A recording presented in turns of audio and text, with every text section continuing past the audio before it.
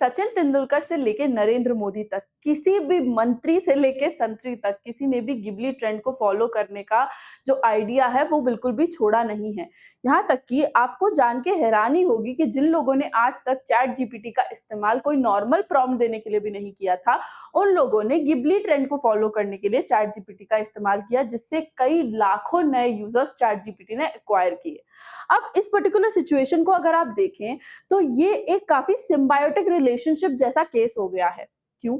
क्योंकि हमारे use case बढ़ाने की वजह से चैट जीपीटी का या फिर ओपन एआई का जो है वो काफी ज्यादा फायदा हो गया है। लेकिन यहाँ पे नुकसान किसका हो रहा है? अगर हम नोटिस करें तो नुकसान हो रहा है हमारा, क्योंकि हम एक थ्रेटन्ड एंड पे हैं। अगर आप मुझसे पूछे कि ऐसा क्यों, मैं आखिरकार इतना bold statement with respect to एक नॉर्मल ट्रेंड क्यों दे रही हूँ,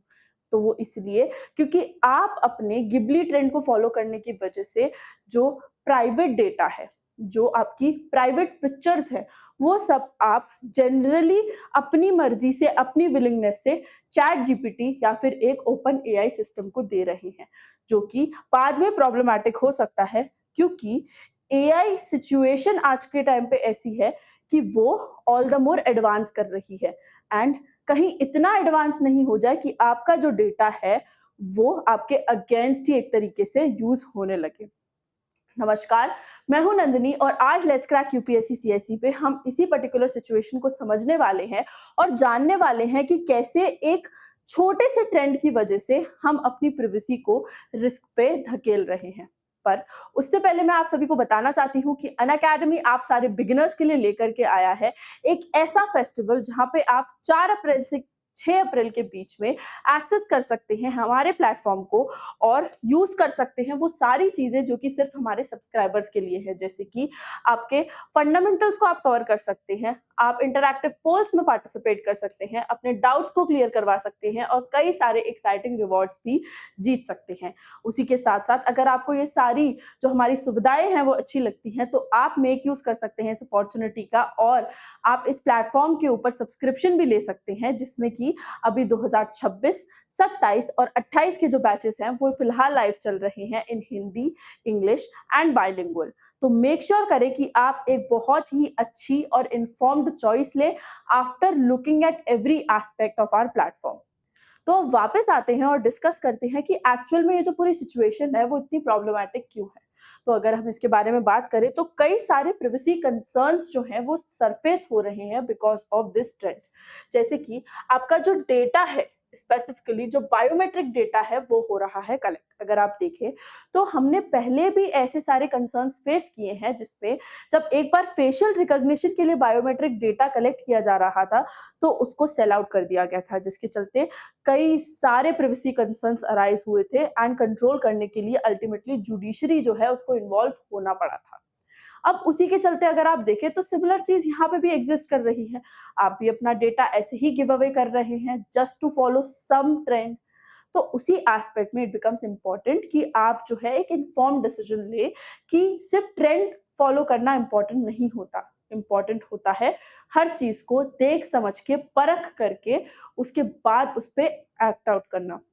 अगर हम आगे बढ़े तो इस पर्टिकुलर केस की वजह से हमको ये भी देखने को मिल रहा है कि जो हमारा जीडीपीआर विच इज हमारे जो जनरल डेटा प्राइवेसी रेगुलेशन है उसमें भी हमारा एक लूप होल नजर आता है, क्योंकि वैसे अलाउड नहीं है किसी का भी बायोमेट्रिक डेटा लेना। लेकिन अगर हम इस केस में देखें तो यहाँ पे हम अपनी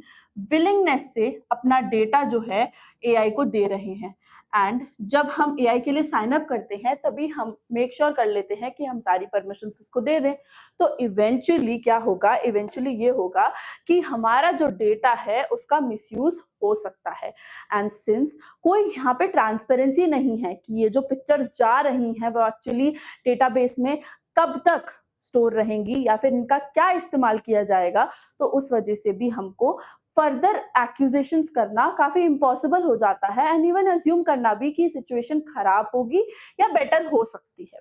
तो उसी एस्पेक्ट में अगर हम देखें तो कई सारे एक्सपर्ट्स ने भी इसी एम्बिट में अपना मेजरली ओपिनियन दिया है और वार्निंग्स रूल आउट की हैं, जिसमें कि लुइजा जो है वो कहती हैं कि अपनी इमेजेस को अपलोड करना मतलब आप अपने सारे प्रोसेसिंग राइट्स जो हैं वो एआई को दे रहे हो, जिसके चलते अगर फ्यूचर में कुछ होता है तो आप किसी को क्वेश्चन करने योग्य भी नहीं रहोगे। फर्दरमोर जो हिमाचल का साइबर वॉरियर्स है, वो भी जो साइबर क्राइम डिपार्टमेंट है, वो भी काफ़ी ज़्यादा एक्सप्लिसिट तरीके से ये बोलता है कि आपकी एक क्यूट एआई सेल्फी जो है, वो आपको इतना कॉस्ट पे करने के लिए हो सकता है मजबूर कर दे कि जिससे कि आपके या तो बैंक अकाउंट्स खाली हो जाए या फिर डीप फेक्स वगैरह का जो ज़माना है वो तो ऑलरेडी चल ही रहा है, हम सबको पता है। तो एसेंशियली इस पर्टिकुलर चीज़ का क्या आउटकम आता है, you actually cannot